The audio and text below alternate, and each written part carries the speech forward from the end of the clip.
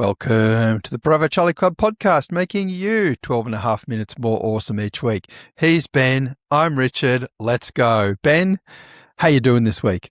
Doing well, mate, especially after our deep dive last week. Still recovering from the office gymnastics. From the buzzword overload. Yeah, not too sure if the listeners have engaged with our Business Speak of the Week section yet, so we'll find out soon enough. Hey, you listen to Country Call Out is Angola. Now, Angola. Yeah, so I'd struggle to find Angola on a map, I think. I'm going to say it's got to be near Portugal because Portuguese is the official language there. So that's an hola to our Angolan listeners. Hola.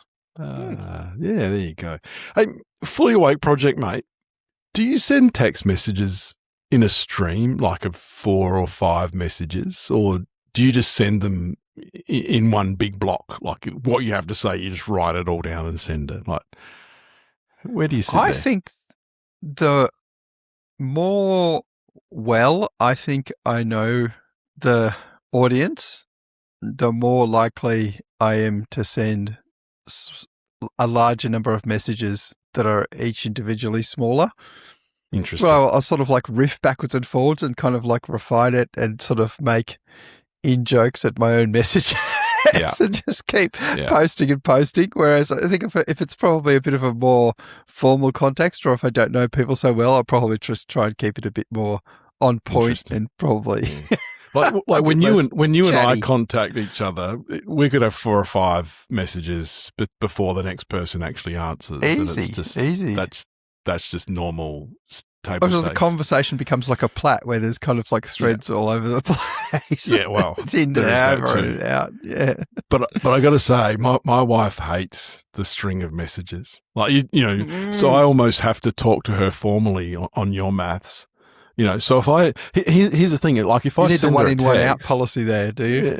If I send her a text and I've forgotten something that should have been included in the message, I'll go back and edit the first message so I can add what I forgot rather than just, send a second message. Because, frankly, I'm scared of her. And I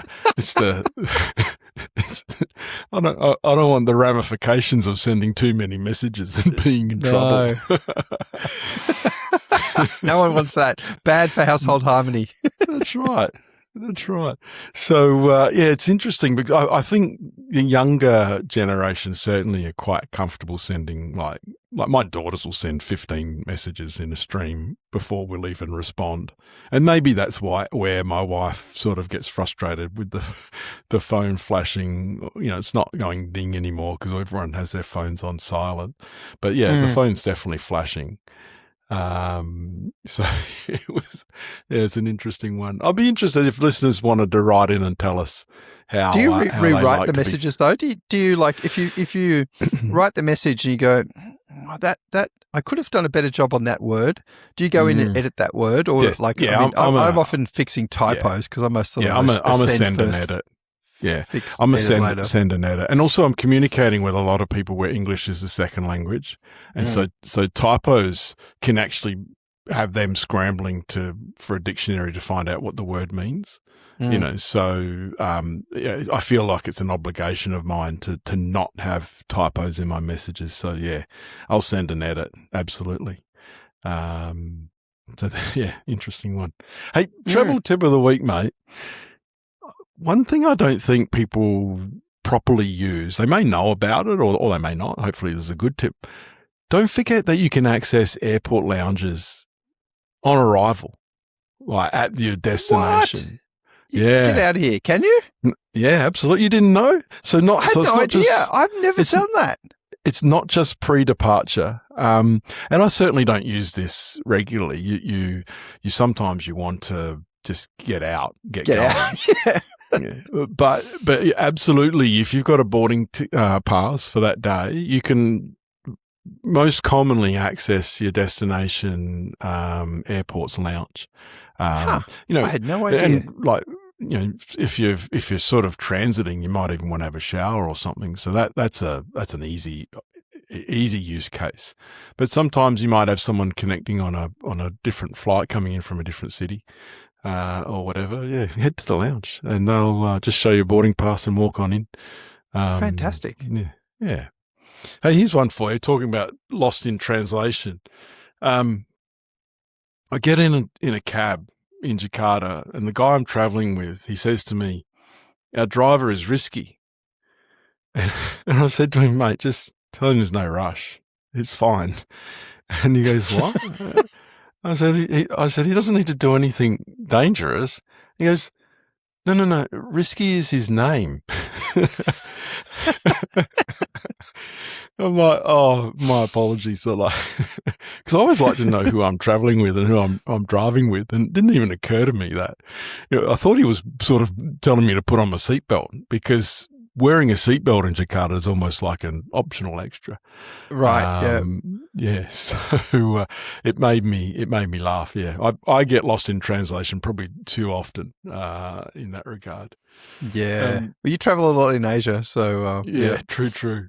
Hey, when someone pulls a dangerous maneuver in traffic, I've heard that mentioned as being an ambulance maneuver, but what do you call it when it's actually the ambulance pulling that maneuver? Because ambulance maneuver. I've never heard of ambulance maneuver, actually. On that trip when Risky was driving us, this ambulance cut from right to left lane, and there's a 5-lane road to make the exit. I'm sure they were just going to McDonald's or something, but it was like, hang on a second, that's an ambulance maneuver. And I'm like, wait, it was an ambulance that pulled the maneuver. What is going on? I didn't know what to call it. So it's almost a conundrum. Maybe a listener can write in and give us a name that we can use for that one. But do they have the sirens on though? No. And that was what sort of. You see, that's a fake out. I think so. You got to have the sirens on if you're going to, cut and parry through traffic.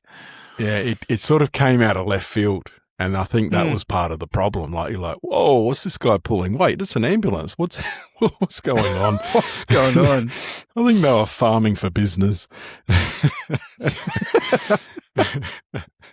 Hey, listener feedback, mate. Listener MP was recently in the Northern Territory on a fishing trip, and he's discovered that barramundi can transition from male to female.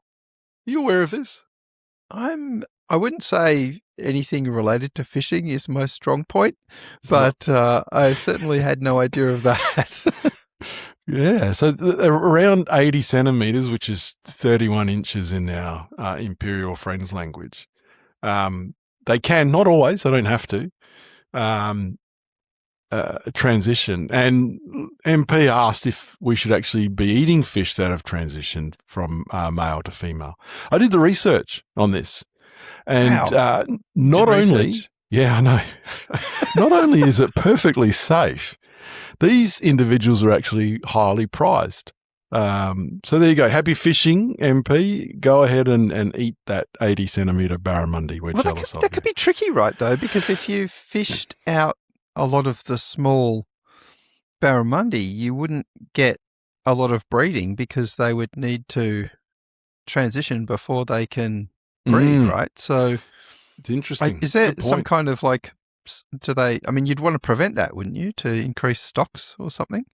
I suppose there's a very famous restaurant in the city that I live in that has baby barramundi as a signature dish.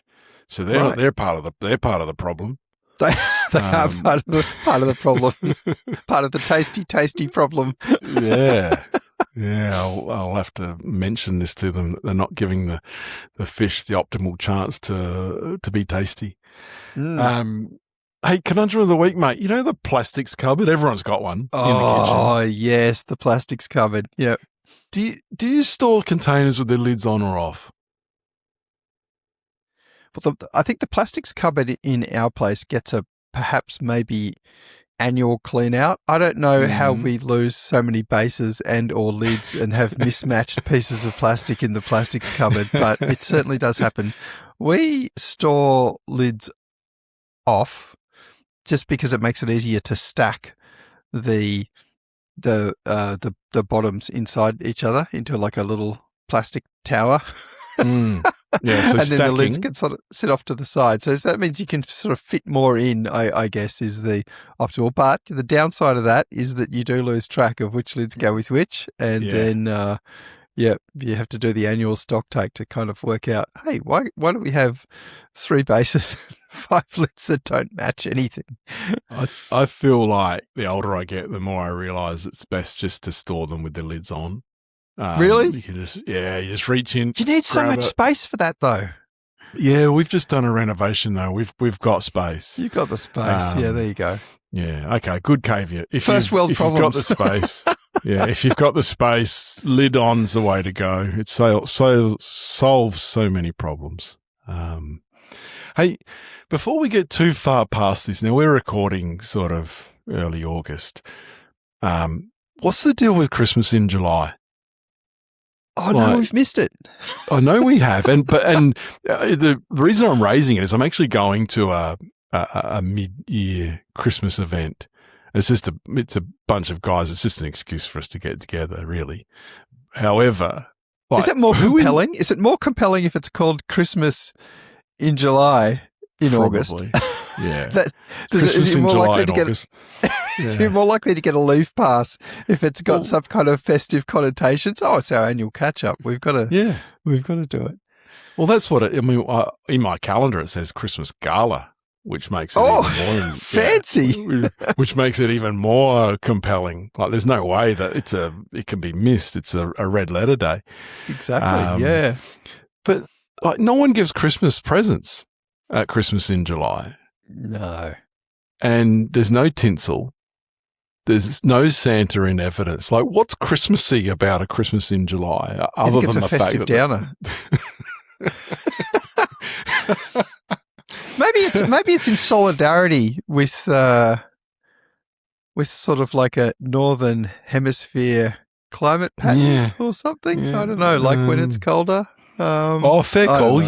You think that they actually just wanted to have it in July so they could have a real Christmas with the sun out? Maybe if you go into the snow or something. I don't know. Maybe I like it. It's thin. It's a pretty thin. It is. It's just another excuse for a holiday. We'll talk about that soon, actually. Hey, that's it, Richard. Listeners have been BCC'd on our week. To our listeners, thanks again for joining. Head on over to bravocharlie.club to get in touch. Send us your thoughts. Leave us a review or a rating if you dare. And in next week's show, we're going to ask, what does this week and next week really mean? See you next week. Or this week. Bravo Charlie Club. Out.